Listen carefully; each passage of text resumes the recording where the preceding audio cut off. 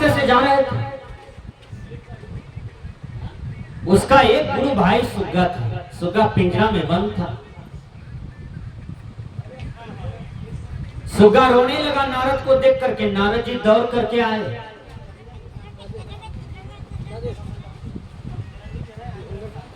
नारद जी पूछते हैं, मेरे गुरु भाई तुम्हें क्या हुआ? कहा, मैं साल भर से पिंजरे में बंद हूं।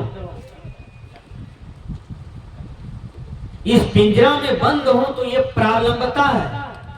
गोस्वामी तुलसीदास जी कहते हैं, पराधीन सपने हो सुखनाई। पर के अधीन में सपना में भी सुख नहीं मिलेगा आपको। इसलिए स्वर्ग से सुंदर सपना से प्यारा है अपना घर द्वार। स्वर्ग से भी सुंदर अपना घर द्वार होता है, अपना परिवार होता है, अपना बाल बच्चा होता है,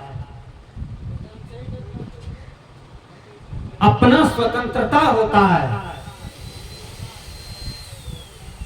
इसलिए अपना स्वतंत्रता को हासिल करें। ये सदगुरु कबीर का विज्ञान बतलाता है। स्वतंत्रता नहीं चाहिए। आपका देश एक दिन मुसलमान के हाथ में गुलाम था। उस दिन भी आप स्वतंत्रता को झेल रहे थे, लेकिन आपको कमी बुझाई, दर्द बुझाया, आपने उसको खिदार दिया। एक दिन 200 वर्षों तक आपने अंग्रेज का गुलाम रहा। आप जगे, आप पढ़े लिखे, आप होशियार हुए। इसी में कोई भगत सिंह हो गया, कोई चंद्रशेखर आजाद हुए, कोई महात्मा गांधी हुए। उस स्वतंत्रता को झोंक दिया, हटा दिया और आपको स्वतंत्रता कर दी। इसलिए आपके जीवन में स्वतंत्रता की मायने है। जो जेल में बैठे हैं उनको पूछो कि जेल कैसा लगता है। मृत्यु से भी खराब मृत्यु है वो जेल में बैठे रहना। वो जीते जी मरा हुआ है। तो सुग्गा जेल में था। नारद जी पूछते हैं, तुमको कैसा लगता है? का बहुत दर्द होता है। इसी ग्राउंड के अंदर में दिन भर रात भर रहना पड़ता है। ए जी, मैं भी तुम्हारे ही गुरु का शिष्य हूँ, तू मेरे गुरु भाई हो। जाओ मेरे गुरुदेव को बोलना कि आपका जो शिष्य है गंगाराम सुग्गा, उसको किसी ने पिंजरा में कैद कर लिया है और वो स्वतंत्र होना चाहता है। हे गुरुदेव, आप उपाय बताइए। नारद जी गए और गुरुदेव से प्रश्न करते हैं, गुरुदेव, मेरा गुरु भाई जो है गंगाराम, वह स्वतंत्र है, वह पिंजरा में बंद है, साल भर से रो रहा था कि हमको पिंजरा से मुक्त करवाइए। नारद जी का इतना प्रश्न सुना और गुरुदेव जमीन पर लेट गए, गिर गए, कुछ नहीं बोले। नारद जी वहां से हटे और चले आए सुग्गा के पास। का है सुग्गा, तुम्हारा प्रश्न मैंने सुनाया गुरुदेव को, तो गुरुदेव जी जमीन पर गिर गए, कुछ नहीं बोल रहे हैं। ये संकेत को सुग्गा समझ गया कि हमको भी पिंजरा में गिर जाना है और कुछ नहीं बोलना है, क्योंकि गुरु जी का इशारा यही है अंदर। जिस घर वाले के यहाँ पिंजरा में बंद था सुग्गा, ठीक गुरु जी जैसे जमीन पर गिरे हुए थे, कुछ नहीं बोलते थे, उसी प्रकार सुग्गा भी पिंजरा में गिर गए और कुछ नहीं बोले। घर वाले जगह कार्य लगता है सुग्गा मर गया, कोई बीमारी तो नहीं आ गया। चाबी लाओ, ताला खोलो, सुग्गा को चेक करो क्या हुआ सुग्गा को। चाबी लाया और ताला खोला, सुग्गा को हाथ में लिया। सुग्गा तो अंठाए हुए था, सुग्गा तो अंदर अंदर मुस्कुराए हुए था कि हमको इसी तरह से, इसी युक्ति से पार पा जाना है। जैसे हाथ में लिया, घर वाले ने फिकिर होकर के चेक चाक अब करता तब करता, तब तक में सुग्गा को समय मिला। सुग्गा मौका का फायदा उठाया, सुग्गा ऊपर भाग गया, सुग्गा स्वतंत्र हो गया। यही काम गुरु करते हैं।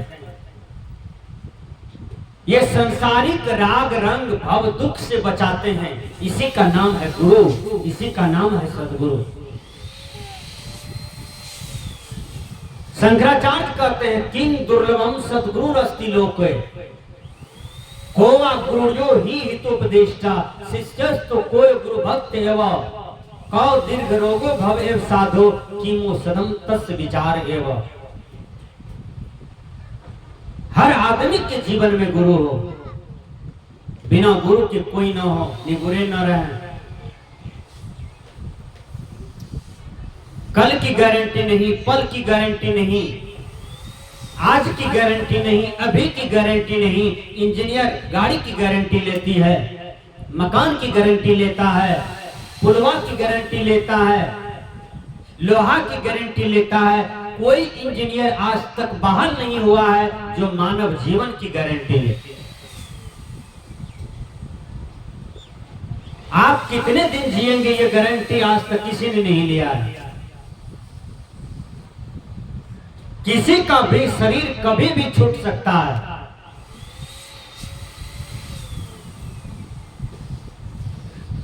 इसलिए जीवन में किसी भी प्रकार के अहंकार न हो, किसी भी प्रकार के आपके जीवन में व्याध न हो, किसी भी प्रकार के आपके जीवन में राग द्वेष तृष्णा न हो। आप शुद्ध आए थे और शुद्ध होकर के दुनिया से चले जाएं, इसी को मुक्त अवस्था कहते हैं।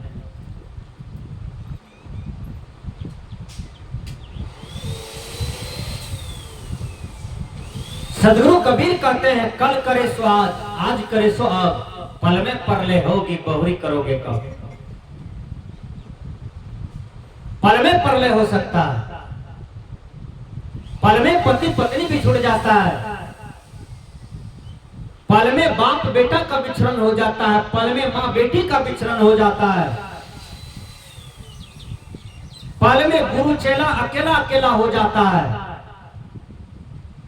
पल में देश छूट जाएंगे, राज छूट जाएंगे, गांव छूट जाएंगे, आपका बाजार छूट जाएंगे, आपका कमाया हुआ दौलत छूट जाएगा और आपको अकेले जाना पड़ेगा दुनिया से। उस दिन आपका साथी कौन होगा? आप जैसे आए थे आज वैसे जा रहे हैं, तनिक विचार कीजिए। आप दुनिया से चले गए, आमबाड़ी में जल गया आपका शरीर, बांसबाड़ी में जल गया, धार कता में जल गया, नहर कता में जल गया, जंगल में आपका शरीर जल गया। वहां से उलट करके देखिए कि जरंडी गांव में मेरा अभिवादन हो रहा है कि नहीं, कोई मेरा नाम ले रहा है कि नहीं। मरने के बाद कोई नरक नहीं होता है, कोई स्वर्ग नहीं होता है। स्वर्ग और यदि नरक है तो जीते जी आप अनुभव कीजिए। यदि आपका कर्म यह समाज में सुगंध दे रहा है तो आप स्वर्ग में हैं। आपका कर्म से बदबू आ रहा है तो आप नरक में हैं। मरने के बाद भी नरक और जिंदे जी नरक। आदमी की जोनी में है लेकिन चोरी करता है, झूठ बोलता है, नशा खाता है, व्यभिचार करता है, हिंसा करता है। वो आदमी कैसे हो सकता है? वो आदमी की जोनी में राक्षस है। राक्षस जंगल में नहीं होता है, राक्षस को 18 को आंख नहीं होता है। यही मानव का गलत रूप दानव है, यही मानव का गलत रूप राक्षस है।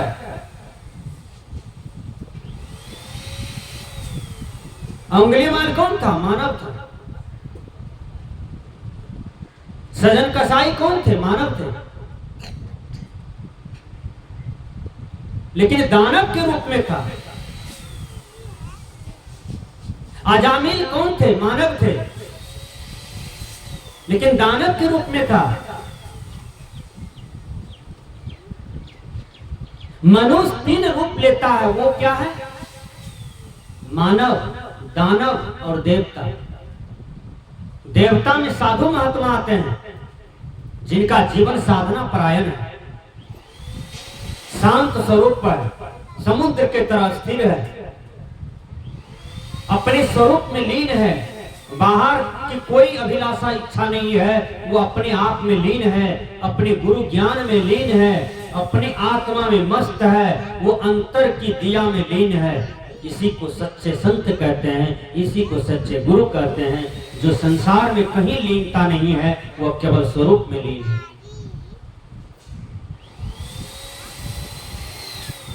दुनिया के महान विचारक सुकरात 12 बजे दिन में लालटेन जला करके जा रहे हैं।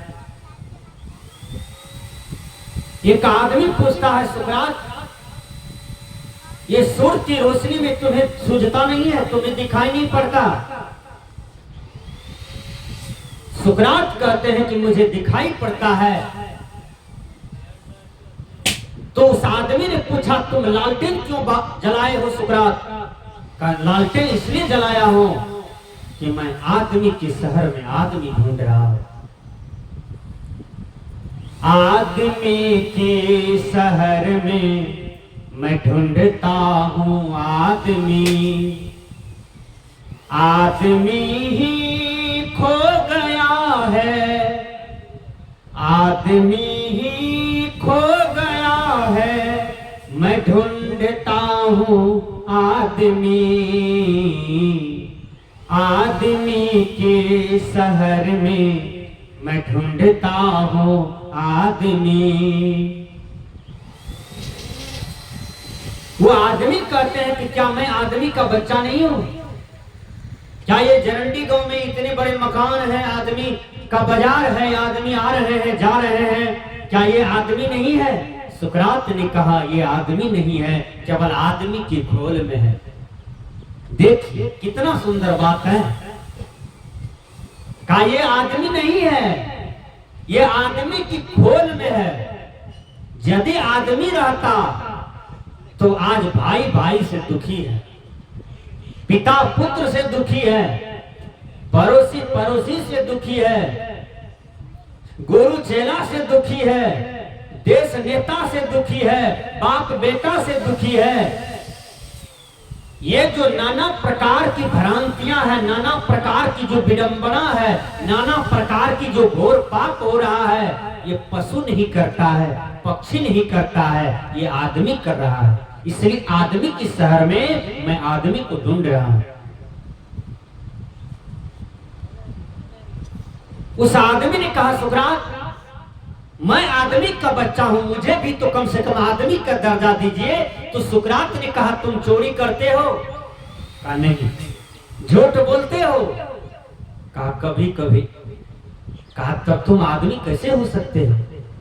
कहा नशा खाते हो? कहा खैनी तो अभी लेटा के खाए। तंबाकू खाने वाले से पूछिए तंबाकू क्यों खाते हो? तो कहता है बाबा तंबाकू नहीं खाएंगे तो लेटरिंग ही नहीं होगा। अब आप सोच सकते हैं कि आदमी तंबाकू का कितना बड़ा शिकार हो गया, कितना गंदी आदत को धारण कर लिया। एक आदमी से मैंने पूछा कि तंबाकू कैसा लगता है? खट्टा, मीठा, चरफड़ा, तीता, कोई स्वाद बताओ। उसने कुछ भी नहीं बता पाया, बोका हो गया। तब वो नहीं जीत पाया तो हमको कहता है 80 चुटकी 90 ताल, खैनी लेटा के मुंह में डाल, तब जाना हो बाबा जी खैनी के हाल। मैंने कहा फेकड़ा तो अच्छा याद करके रखे हैं। हमने कहा हम बाबा जी हैं, खैनी का हाल क्या जानेंगे? हम तो सत्संग की हाल जानते हैं, साधना की हाल जानते हैं, खैनी का हाल हम कैसे जान सकते हैं? जिस ठोर में हमारे भाई लोग तंबाकू रखते हैं, आपके ही तन मंदिर में भगवान बैठे हैं जिसको हम आत्मा कहते हैं, उस आत्मा को तंबाकू पसंद नहीं है, इसलिए कहता है थू थू थू, उधर थूक फेंकता है, उधर थूक फेंकता है, इधर थूक फेंकता है, चारों तरफ थू थू करता है। उसको आत्मा भगवान को तंबाकू पसंद नहीं है, लेकिन आप कुसंग बस तंबाकू खा रहे हैं। और एक भी तंबाकू खाने वाले आदमी का दांत दिखाइए मोती जैसा चमकता हो, उसका दांत काला हो जाता है और लगता है कि वो कौवा का पैखाना।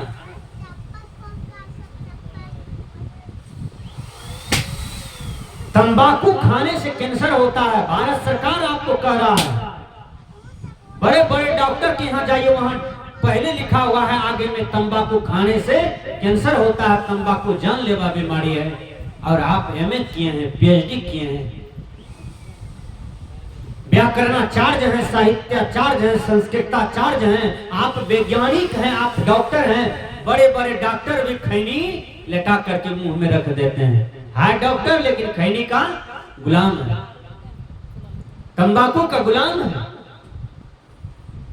और मैं बता देता हूं कि जो इस आदत के गुलाम हैं उनको झट ही त्याग कर देना चाहिए, क्योंकि तंबाकू में निकोटीन होता है। जहां आप तंबाकू रखते हैं वो तंबाकू धीरे धीरे ठोर की चमड़ी में प्रवेश करता है कीटाणु, और धीरे धीरे मांस में घर बनाता है निकोटीन कीटाणु। उसके बाद वो धीरे धीरे हड्डी में पकड़ता है, और हड्डी में जब घर बनाता है तब वो छेड़ी मारता है। छेड़ी मारता है तो लगता है छोटा मोटा घाव हुआ है। जब पटना गए इलाज कराने, रांची चले गए इलाज कराने के लिए, दिल्ली चले गए, अमेरिका चले गए, साबित कर दिया कि अंदर बहुत बड़ा घाव है। तुम दुनिया बेच करके भी अपने देह में लगा सकते हो, लेकिन इलाज नहीं होगा। अब कैंसर का कोई आंसर नहीं आ रहा है। एक तंबाकू से यह मनुष्य कैंसर तैयार कर दिया।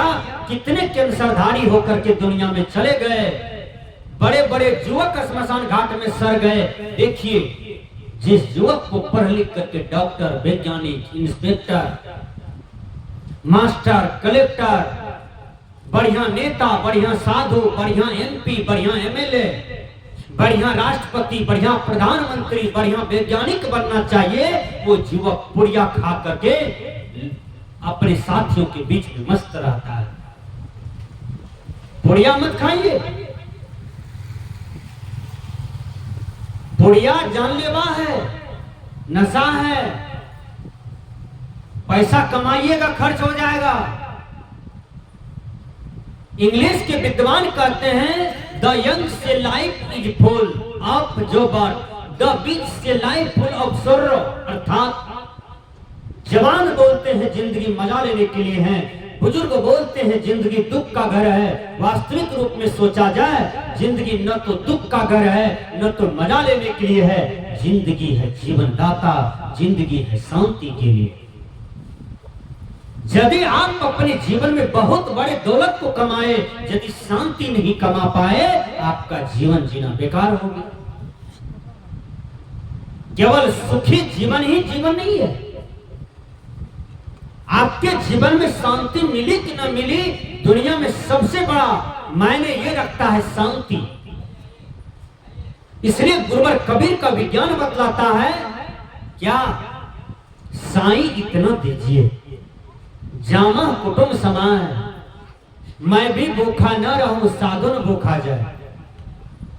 हे परमात्मा, हे गुरुदेव, मुझे इतना ही संपत्ति दीजिए कि मेरे दरवाजे पर कोई साधु आ जाए, अतिथि आ जाए, तो मैं भूखा न रहूंगा, उसको भी पेट भर दूंगा और मेरा भी पेट भर जाए, मेरे बच्चे का भी पेट भर जाए। कोई हमारे दरवाजे पर से रो करके न जाए, रूठ करके न जाए। हे परमात्मा, हे सद्गुरु, मुझे उतना ही संपत्ति दीजिए। भगवान तो, ईश्वर तो, गुरुदेव तो आपके अंदर में है, कहीं बाहर बैठ करके किसी को दे रहा है और किसी को नहीं दे रहा है, ये काम ईश्वर की नहीं है भैया। आपके अंदर में जो बैठे हुए आत्मा है वही ईश्वरमय हो जाता है। कब? जब वो ज्ञान में आ जाता है, जब वो ज्ञान का आचरण करने लगता है तब ईश्वर हो जाता है, तब वही खुदा भगवान हो जाता है। राम जन्म लिए कौशल्या की गर्भ से, ध्यान से सुनिए। क्या राम जन्मे से भगवान हो गए? एक भी आदमी सही से बोलिए।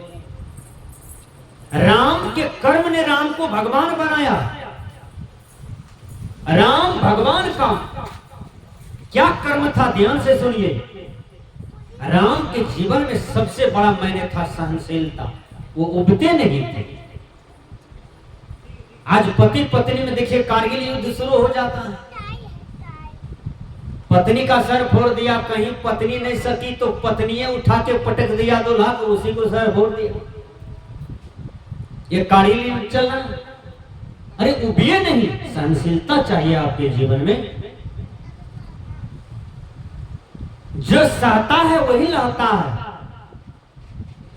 क्रोध में जीने वाला, गुस्सा में जीने वाला, टेंशन में जीने वाला आदमी हमेशा दुखी रहता है।